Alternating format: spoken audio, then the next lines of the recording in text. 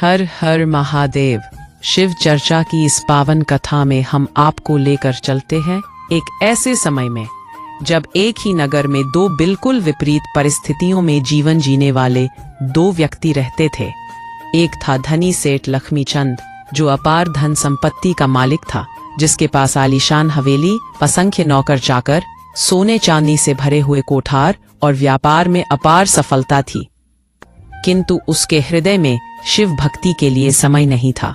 वह जीवन को केवल ऐश्वर्य और भौतिक सुखों में ही मापता था।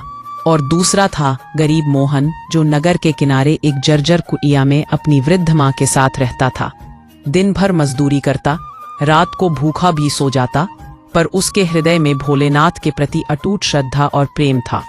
हर सुबह सूर्योदय से पहले वह गंगाजल से स्नान कर पास के शिव मंदिर में जाता, बेलपत्र और जंगली फूल अर्पित करता और ओम नमः शिवाय का जप करते हुए घंटों ध्यान में लीन रहता।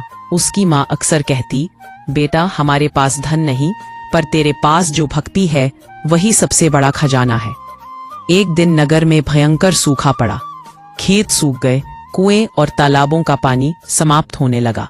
लोग पीने के पानी के लिए तरसने लगे। इस विपत्ति के समय सेठ लक्ष्मीचंद ने अपने पानी के कुएं के पास पहरा बिठा दिया और गरीबों को पानी देने से मना कर दिया। केवल अमीर लोग ही सोने या चांदी के बदले पानी खरीद सकते थे, जबकि मोहन के पास कुछ भी नहीं था। फिर भी वह प्रतिदिन अपने हिस्से का थोड़ा सा पानी मंदिर में शिवलिंग पर चढ़ाता और प्रार्थना करता, हे भोलेनाथ, जैसे आपने समुद्र मंथन से विष पीकर संसार की रक्षा की, वैसे ही हमारी इस विपत्ति से रक्षा कीजिए। उसकी सच्ची प्रार्थना सुनकर शिव जी प्रसन्न हुए। एक रात मोहन को स्वप्न में भोलेनाथ प्रकट हुए। उन्होंने कहा, बेटा मोहन, कल सुबह तू नगर के बीचों बीच पीपल के पेड़ के नीचे आना। वहां तुझे एक जलधारा मिलेगी। यह मेरी कृपा का प्रतीक होगी। अगली सुबह मोहन वहां गया तो सचमुच भूमि फटकर निर्मल जल की धारा बहने लगी। मोहन ने सब नगरवासियों को पानी पिलाया। गरीब हो या अमीर, किसी से भेदभाव नहीं किया। यह देख नगर के लोग मोहन की प्रशंसा करने लगे। सेठ लक्ष्मीचंद को यह सब अच्छा नहीं लगा। उसने सोचा कि मोहन की बढ़ती प्रतिष्ठा मेरे लिए खतरा है। उसने योजना बनाई कि उस जलधारा पर कब्जा कर ले। सेठ ने अपने आदमियों को भेजा। उन्होंने मोहन को धमकाया, पर मोहन ने शांत स्वर में कहा, सेठ जी, यह जल भोलेनाथ की देन है। इसका कोई मालिक नहीं, यह सभी का है। सेठ क्रोधित होकर बोला, तो देखना, मैं इसे अपने सोने की जंजीरों से बांध दूंगा।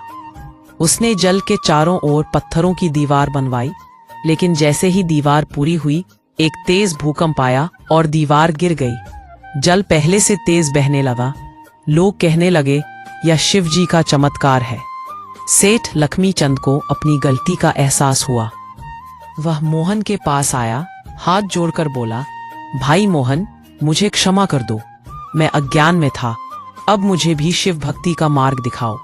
मोहन ने मुस्कुराकर कहा, सेठ जी, भोलेनाथ के दरबार में देर है, अंधेर नहीं, बस सच्चे मन से भक्ति करो। फिर दोनों साथ में मंदिर गए, जल से शिवलिंग का अभिषेक किया, ओम नमः शिवाय का जप किया और तभी से नगर में सुख समृद्धि लौट आई। लोग फिर से खेतों में काम करने लगे।